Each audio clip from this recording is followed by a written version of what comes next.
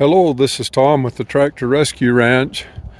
I am going to do a little diagnostic work here on this Farmall Model M, and my intent, this is just a next edition from when we went and picked this tractor up. My intent here is to see if I can determine how bad things are seized. And I've never used one of these before, but I borrowed this scope from a friend, so I'm going to attempt to pull spark plugs out and look down the spark plug holes and see what things look like inside, because with water getting into it, and if we look at a cylinder that's really bad, you know it's got to be pulled apart. But if everything looked clean and dry in there, just some oil down them spark plug holes might be all it takes to get this thing rolling again. So trying to use this as, like I said, a diagnostic tool, and we'll see if we can figure out together what things look like in there.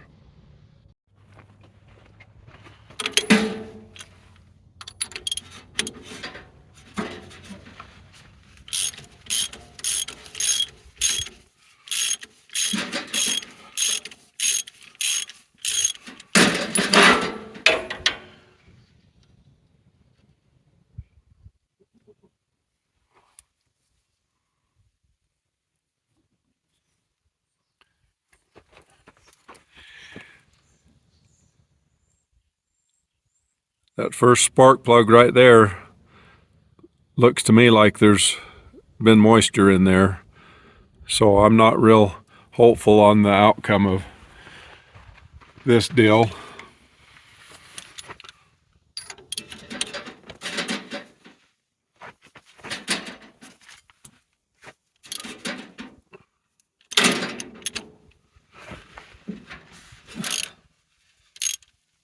Boy, they're in there tight.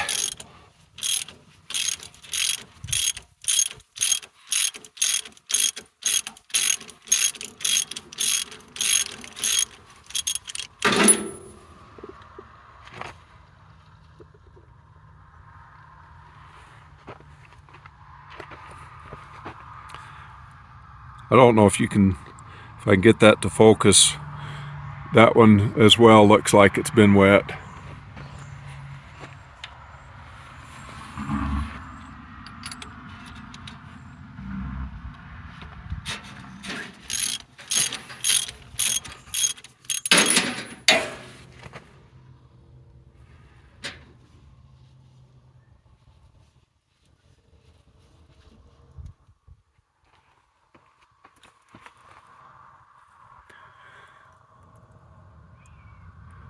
That one's not near as bad.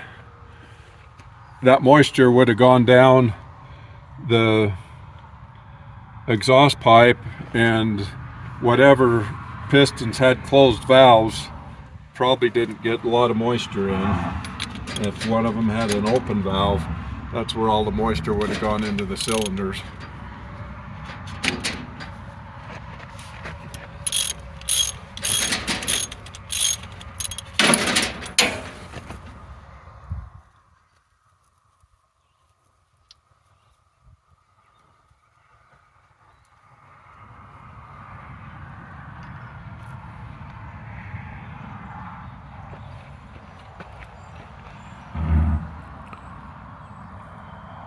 So the first number 1 and 2 didn't look too bad.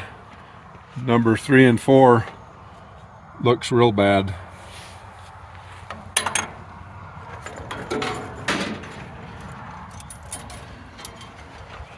I'll stick this scope in there, and if I can see what I'm looking for, I'll try to pull the camera up here to see what things are looking like on the scope.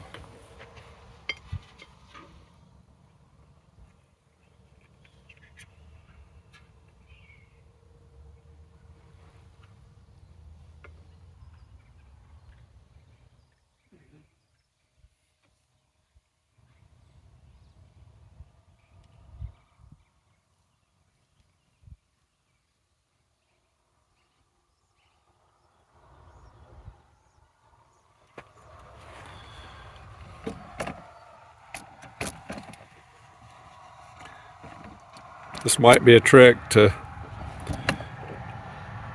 show this on camera. It looks terrible in there. I'm not exactly sure what I'm looking at other than terrible rust.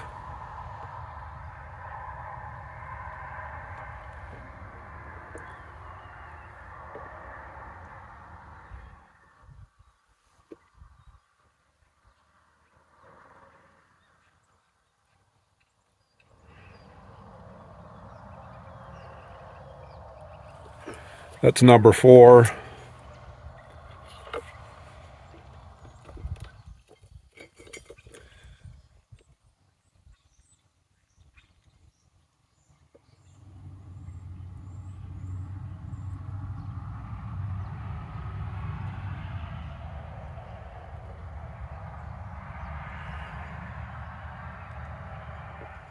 This is number 3. I would have thought that it would have been easier to look at, see that this is the piston or this is the sleeve. I would have thought it would have been easier to tell what I was looking at, but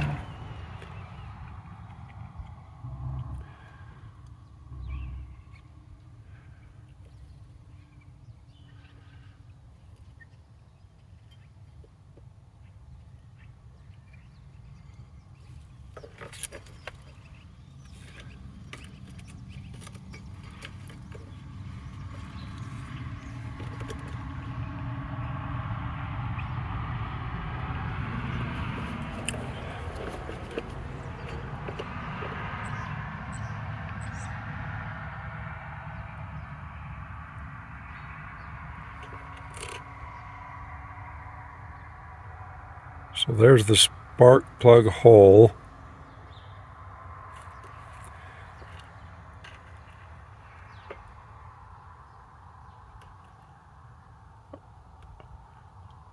That looks like it's got standing water on it.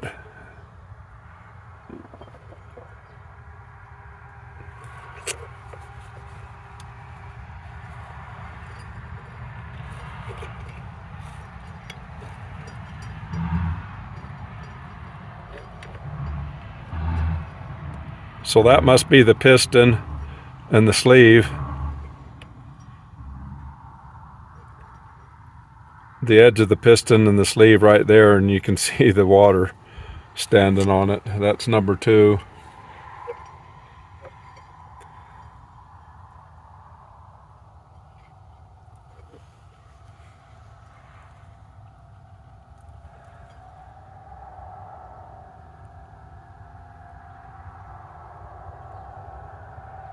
So that's number 1.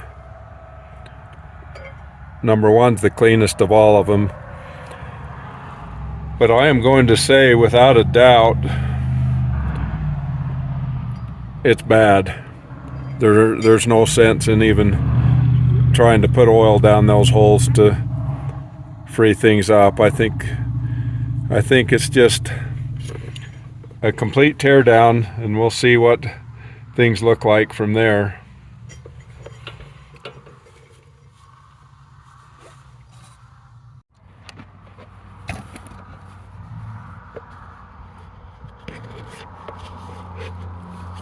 So I was hoping to look down into the bottom end of it. The only access there is into the bottom end is where you fill the oil.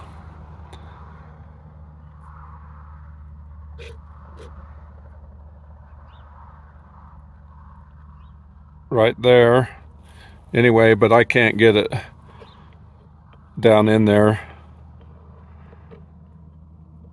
You can see there's it's not a screen, but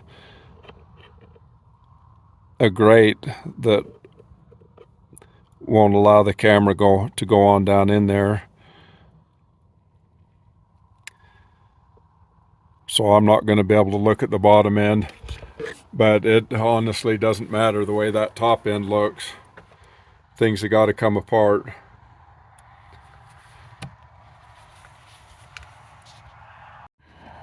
So I learned what I was wanting to learn here. I'm going to have to set this project aside for a while. I've got other more pressing things to do with my time and money.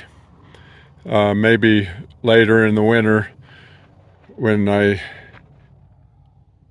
things aren't so busy, I'll pull it in, pull the head off of it, and take a look.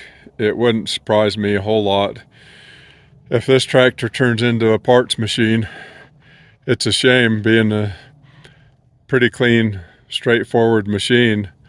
Boy, all of this could have been avoided had that exhaust had a lid on it, a cover over it so that it didn't get water in it. I've seen more motors ruined for not covering the exhaust. Then that's a pretty simple solution to a major problem.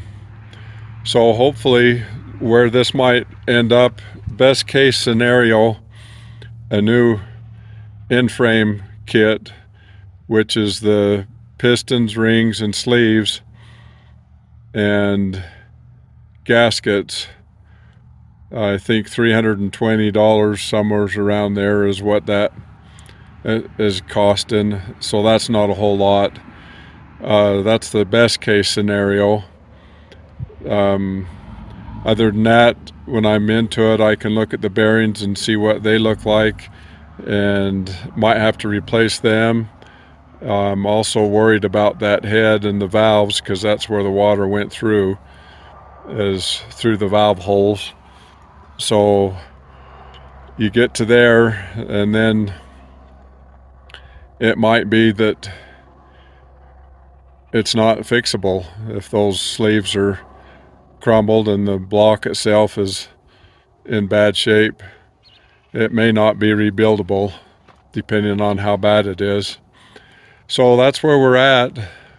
Luckily, I've got very little money into it, and so even, heck, just those back tires alone would fit on my Farmall H. And anyway, I'm not getting hurt on this thing, even if that motor ends up not being rebuildable. But I'm hopeful that maybe it will, so we'll set this thing aside. I'll get it pulled out of the middle of the driveway here for the winter, and I'll probably throw a tarp over that motor and everything, just so things don't get worse than they are. Not that you can get much worse than what I seen down in those cylinders, but we'll set this aside, and maybe in the winter we can get it pulled into the shop and tear it apart. So that's where we're at on it. Thanks for watching.